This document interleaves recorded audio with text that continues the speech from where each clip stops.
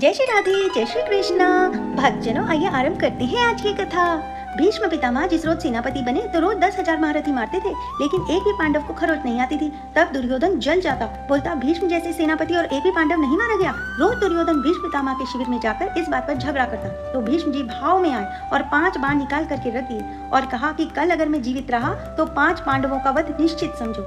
खबर फैल गई दोनों शिविरों में। इतने में द्रौपदी जी आ गई और बोली, प्रभु सुना है कल भीष्म पितामह 5 पांडवों को मृत्यु के घाट उतारने वाले हैं। भगवान कृष्ण बोले, हाँ। बोली, प्रभु अब क्या? कृष्ण बोले, जाओ और अपनी दासी के कपड़े लाओ। भगवान ने दासी के वस्त्र पहने और द्रौपदी से कहा, आगे आगे चलो भीष्म पितामह के शिविर की तरफ। सीधे भीष्म जी के सामने गई और संध्या के समय जब वो जप कर रहे थे जाके प्रणाम किया। पितामह को भी ये बात समझ आ गई कि ये दुर्योधन की पत्नी है और सौभाग्यवती होने का आशीर्वाद दे दिया। संध्या का समय था। द्रौपदी ने जब पर्दा हटाया बोली, आप तो प्रण करते हो सौभाग्य उजाड़ने का और आशीर्वाद देते हो सौभाग्यवती भवः का। हम क्या माने कि कौन सा भीष्म सत्य है, सौभाग्य उजाड़ने वाला या सौभाग्य देने वाला?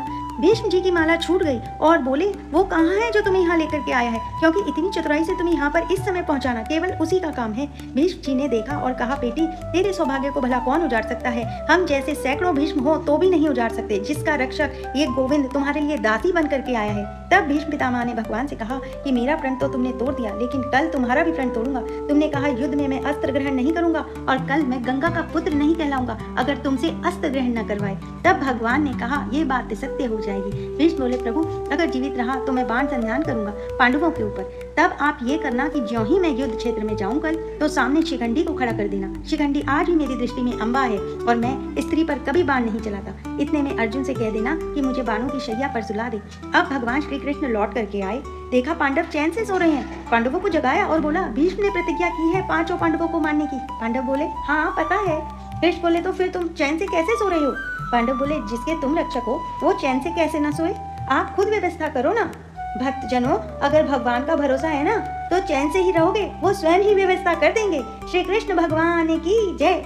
श्री कृष्ण गोविंद हरे मुरारी, हे नाथ नारायण वासुदेवा। आज की कथा बस यहीं तक। जल्द मिलते हैं एक नई कथा के साथ। राधे राधे।